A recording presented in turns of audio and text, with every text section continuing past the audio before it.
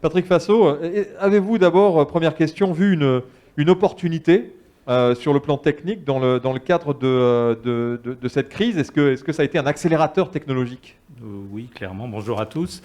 Oui, ça a été une opportunité. Ça a déjà été un enjeu très important de traitement, de gestion de crise. Aussi, il faut le dire, hein, le premier objectif a été, dans les premières semaines, de plutôt se concentrer sur le plan de continuité d'activité et garantir que nos antennes, y compris notamment les locales et l'ensemble du réseau national, continuent à fonctionner, ce qu'on a réussi à faire assez vite et plutôt bien. Après, évidemment, on s'est très vite rendu compte, dès les premiers jours, que c'était aussi une grande opportunité de faire évoluer les choses au niveau des outils, notamment par rapport à la mobilité, qui est un enjeu évidemment important dans le cadre d'un confinement. Donc ça a permis effectivement de devenir, c'est une opportunité et un accélérateur technologique, tant dans le domaine métier, ce qu'on a fait notamment avec Netia.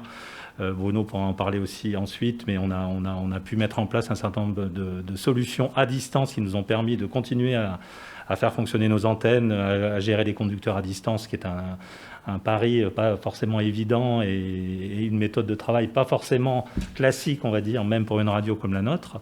Après, on a aussi beaucoup pu développer et accélérer l'adhésion de l'ensemble de l'entreprise aux outils collaboratifs, et le fait de devoir organiser des réunions Teams très régulièrement a permis aussi de faire beaucoup de choses, que ce soit pour le métier ou pour l'ensemble des collaborateurs de Radio France. Donc oui, ça a été c'est un accélérateur, une opportunité, et ça accélère forcément et ça change surtout les états d'esprit dans une entreprise, je pense, et profondément. Ça veut dire que toutes les personnes qui utilisent ce matériel n'étaient pas forcément habituées à ce matériel, donc il y a eu une obligation de s'adapter aussi. Voilà, alors il y a l'adaptation, il y a le fait de mieux appréhender les outils en ligne, toute cette problématique de dire, du coup, je me forme en ligne, j'ai des tutos sur les outils métiers, que ce soit les outils Netia, les outils édito aussi pour Open Media, mais notamment Netia, les outils collaboratifs. Donc tout ça, c'est une nouvelle démarche. Et finalement, je pense que l'homme a cette capacité d'adaptation rapide, et c'est vrai pour tous. Et du coup, ça a été pour nous un succès, puisqu'aujourd'hui, on sait maintenant, on est en capacité d'investir et de s'appuyer sur ce socle de cette expérience très complexe et douloureuse d'un côté au niveau de la crise sanitaire, mais surtout, c'est devenu un socle et un accélérateur pour les projets technologiques qu'on va mener dans les prochains mois et les prochaines années. Alors, une société comme Netia... Bruno, on s'adapte comment aussi à cette situation? Vous aviez déjà des outils existants, sauf que là, d'un seul coup, c'est inéluctable, il faut les utiliser, ces outils. Oui, pour moi, le changement majeur, l'avancée majeure liée à la crise, c'est surtout une innovation dans la méthode. Tu parlais là, tout à l'heure des nombreux appels d'offres que Radio France se doit de faire. Là, on était plutôt dans un moment d'urgence, où on a pu vraiment faire de la co-création, c'est-à-dire construire ensemble, à partir des technologies qu'on avait et qui étaient disponibles, de construire ensemble des outils qui étaient parfaitement adaptés à la situation, adaptés au savoir-faire des gens, adaptés au workflow qui était en place, adaptés aux contraintes de sécurité informatique, adaptés aux contraintes de déploiement de systèmes en nombre, parce qu'évidemment, quand Radio France déploie un logiciel, c'est pas une dizaine, c'est tout de suite un nombre important. Donc tout ça, c'est un faisceau de contraintes où quand on peut les traiter directement avec les gens impliqués dans la problématique, des utilisateurs, des techniciens de maintenance, des ingénieurs, des spécialistes de l'infrastructure, on a réussi en quelques semaines à finalement aboutir à un produit qui correspondait bien aux besoins immédiats. Et ça, c'est vraiment quelque chose que Netia veut retenir, c'est notre objectif. On a baptisé la méthode Raon en interne. Raon ? Ouais, pour ceux qui connaissent la bande dessinée, les âges farouches, on trouvait que c'était bien de parler d'âges farouches. Mais ceci dit, cette méthode qu'on a utilisée pendant le Covid, et en particulier avec Radio France, on a eu tellement de succès avec, c'est-à-dire qu'on a été vite et on a fait quelque chose qui va être utile aux utilisateurs.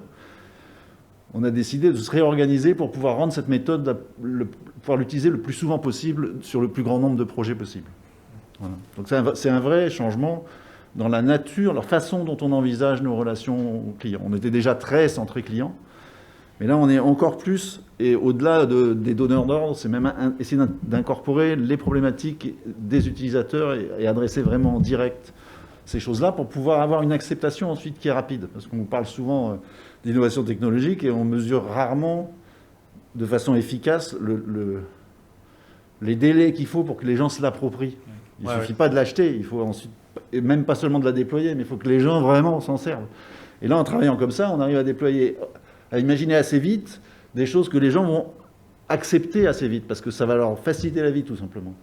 Ok, donc accélérateur. Alors, au niveau de Radio France, vous avez beaucoup de partenaires techniques. Vous avez des très gros partenaires techniques comme BCE, Orange, Microsoft, et j'en passe certainement. Mais, et vous avez aussi des partenaires métiers comme Netia, donc, qui est partenaire de ce Radio Tour parmi d'autres. Qu'est-ce que vous cherchiez durant le confinement pour équiper les collaborateurs de Radio France? C'était pour faciliter le travail à distance simplement, ou il y avait d'autres... Je pense que Bruno l'a bien résumé. Je pense qu'on cherche deux choses, et vous le résumez par rapport à l'écosystème, on va dire, technologique qu'on a à Radio France. On a des grands partenaires qui nous ont accompagnés aussi, évidemment.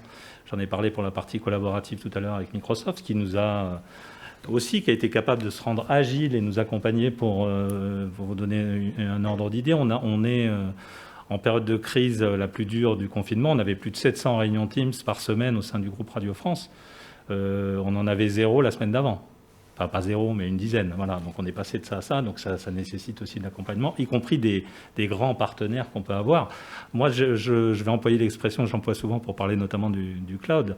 Mais ce qu'on a appris, ce qu'on veut mettre en place et ce qu'on a réussi à faire, c'est l'agilité qu'a évoqué Bruno, c'est l'hybridation entre ça, justement, entre des grands partenaires qui peuvent nous aider sur des sujets d'infrastructure, sur la nécessité de disposer aussi de capacités à distance de connexion qui nous permettent on a un réseau, on a un maillage assez complexe au sein de Radio France avec l'ensemble de nos réseaux des radios locales. On en a 44, donc elles sont toutes reliées évidemment avec le siège. Pendant la période, on a réussi à augmenter de façon très significative la bande passante via notre partenaire OBS, par exemple. Voilà. Après, l'idée que je me fais de ça, que je porte depuis un moment, c'est justement de pouvoir combiner au mieux dans l'intérêt de l'utilisateur et de mettre l'utilisateur au centre de notre préoccupation, et la technique est là pour servir tout ça, d'être capable de combiner des grands partenaires métiers historiques, des nouveaux entrants aussi qui nous amènent de l'agilité sur de nouvelles technos, et c'est tout ça qu'on est en train de construire. Et effectivement, cette crise nous oblige à aller encore plus loin, à réfléchir à ce qu'on est en train de faire ensemble aussi, à des packs fonctionnels par grande fonctionnalité métier, pour les productions élaborées par exemple, pour les antennes, ainsi de suite. C'est tout ça qu'on construit, et on a besoin de partenaires de proximité historiques qui sont métiers, puis on a besoin aussi de partenaires quelquefois à taille beaucoup plus internationale comme Microsoft notamment, ou même OBS, qui nous accompagnent aussi sur des grands projets technologiques, y compris IP Media, puisque le projet dont vous parlez, vous citiez BCE, évidemment OBS nous accompagne sur l'évolution des infrastructures de Radio France pour passer en tout IP sur l'ensemble du transport audiovisuel, qui est un projet qu'on avait lancé avant la crise et qui continue et qui va commencer à se déployer sur le premier trimestre 2021. Alors on en parlait tout à l'heure, il y a un côté aussi, et ce sera avant la dernière question, il y a un côté possible de faire à distance, mais il y a aussi des choses en production qui sont très compliquées à véritablement pouvoir bouger. Donc comment on fait dans ces cas-là? Alors comment on fait? On essaie de trouver un bon équilibre entre ce qu'on peut qu'on peut organiser à distance, notamment pour les productions élaborées, puisque Radio France produit des milliers d'heures de contenu pour l'ensemble de ses antennes. Donc la production élaborée est un sujet majeur pour nous. On doit pouvoir faire des choses à distance. On doit pouvoir finaliser un travail de production dans des lieux technologiques. C'est ce qu'on a organisé aussi dans cette crise. Être en capacité de dire on minimise le nombre de personnes sur site. On privilégie par contre ceux qui doivent venir sur des tâches de ce type-là. La rencontre d'un technicien et d'un réalisateur se fait dans des meilleures conditions s'il y a aussi un présentiel, et être en capacité de finaliser. On parlait du podcast tout à l'heure, que ce soit du podcast natif ou des productions, des magazines pour France Culture notamment, nécessitent encore du présentiel. Et je ne rêve pas à un monde où on ferait tout ce genre de choses à distance. Je crois que c'est vrai aussi au niveau télé. Les productions ont dû être à un moment donné interrompues pour ensuite reprendre en présentiel, mais aussi en capacité de changer le processus de production et d'imaginer qu'on puisse faire des choses en amont, de préparer un certain nombre d'actions de production en amont et ensuite de les finaliser dans des lieux adaptés au niveau acoustique, ce qu'on ne trouve pas forcément quand on travaille de chez soi. Voilà. C'est cet équilibre-là qu'on a, je pense, qui est un vrai changement. surtout pour les populations en charge de produire et qui se rendent compte qu'aujourd'hui c'est possible. Ce qui n'était pas forcément dans la croyance ou dans les habitudes de fonctionnement de Radio France. Dans la matière, parce qu'ils en étaient aussi un peu obligés. Tout à fait. Et contraints. Voilà, Quand oui, on est oui, contraint, la on contrainte peut devenir aussi une opportunité. Une opportunité. Et je pense que Tout c'est à le fait. cas dans le Covid. Bruno, donc, est-ce qu'on peut tout faire véritablement et tout mettre à distance, technologiquement, techniquement, en termes d'innovation, où il y a vraiment une limite? Ce sera la dernière question et après, on va enchaîner parce que Nicolas Curien est en ligne et nous attend pour la prochaine conférence. J'ai assisté à une conférence en début d'après-midi sur l'infotrafic. Et leur conclusion à eux, c'était c'est l'humain qui est au centre de tout. Mais je crois qu'en technologie, c'est pareil. C'est l'humain qui est au centre de tout. C'est-à-dire que nos utilisateurs sont au centre de tout. Ils ont besoin de faire des choses, parfois à distance, en mobilité, sur le terrain. Mais en même temps, ils ont aussi besoin des contacts et de l'influence des autres et de la créativité des autres. Je ne pense pas qu'il y ait besoin d'expliquer pourquoi on est plus créatif en équipe que tout seul. Je pense que ça dépend des personnalités, mais sur les processus de radio, en tout cas, c'est très clair. Il y a de très nombreuses émissions qui ont besoin de créer à plusieurs. Et bien sûr il y a des tas de logiciels qui sont aujourd'hui faits pour faire de la création musicale à distance, des interviews à distance, et on se passionne pour ce type de sujet, parce que quand on est coincé et qu'on est obligé de le faire à distance, c'est bien d'avoir un bon outil pour le faire, mais l'un ne remplacera pas l'autre. En interne dans Netia, on s'est bien rendu compte qu'on était capable de télétravailler. On est développeur pour l'essentiel, on peut le faire à un bureau, chez soi ou ailleurs. Le télétravail pour un éditeur de logiciel, c'est pas très compliqué à organiser. Mais en revanche, le résultat n'est pas le même. C'est-à-dire qu'on a inversé la logique. Maintenant, on est rentré dans une idée de flex office. Désolé, j'ai pas trouvé la version française de cette terminologie, mais c'est-à-dire que quand les gens viennent au bureau, ils savent pourquoi ils viennent, et c'est pour travailler collectivement sur un sujet précis. Parce que si c'est pour venir au bureau, s'enfermer, bosser tout seul, effectivement, on peut rester chez soi. Ouais, mais l'interaction avec les autres, moi, ça, je ne sais pas encore véritablement la traiter à distance. Et c'est la raison pour laquelle je suis venu aujourd'hui. Parce que je trouve comme ça préférable de pouvoir m'adresser directement à un certain nombre de gens, même si je suis ravi que plein de gens puissent me regarder à distance. Donc voilà, le format... Et on les salue. Ouais. Et on les salue, tous les bien sûr. spectateurs Bien sûr. virtuels et professionnels qui nous regardent. À retrouver dans la lettre pro de la radio un article, bien entendu, sur ces problématiques dans le dernier numéro. Patrick, avant de nous quitter, vous avez 2000 systèmes connectés d'ici 2022. Comment va s'effectuer cette montée en charge de 2000 systèmes connectés en 2022? On l'a déjà entamé. On l'avait entamé avant la crise Covid. On accélère fortement ça au niveau des équipements, dont le plan d'investissement au niveau des équipements a été repriorisé encore plus fortement sur l'année, notamment pour la fin d'année 2020 et l'année 2021. Après, à nouveau, c'est les outils qu'on va y mettre, qu'on va ajouter, les nouveaux outils qui peuvent arriver.